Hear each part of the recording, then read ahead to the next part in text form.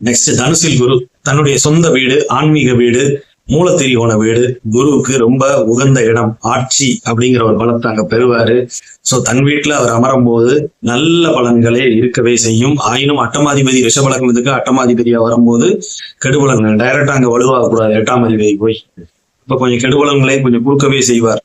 So அதனால லக்கணம் வேறியா சில பலன்கள் மாறுபடும். ஆனா தனுசு வீட்டுல குரு இருப்பது சிறப்பிலும் சிறப்பு. நல்ல ஆன்மீக சிந்தனை, நல்ல குருமார்கள், நல்ல படிப்பு, நல்ல கல்வி, ஒழுக்கம், அது இதுன்னு நல்ல பலன்களை அங்க வாரி வழங்கிடுவார் குரு.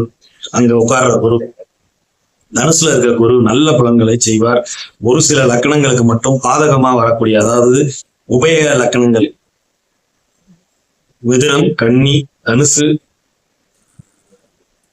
மீனம், இந்த 4 லக்கணங்களுக்கும் கூட அந்த கேந்திரத்துல உட்காரும் போது, அந்த கேந்திரம் கொஞ்சம் ஏற்கனவே வலுவான இடம். சோ அந்த இடத்துல அவர் உட்காரும் போது அந்த கேந்திரம் கொஞ்சம் வலுவடைஞ்சு ஒரு மாதிரி கேந்திராதிபதி தோஷத்தை கொடுக்கக்கூடிய தன்மையை குருவே செஞ்சிருவார்.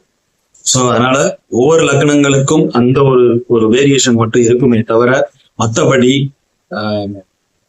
பொருளாதார விஷயங்கள்ல குறைவில்லாத இடம் தனுசு. சரிங்களா? நெக்ஸ்ட்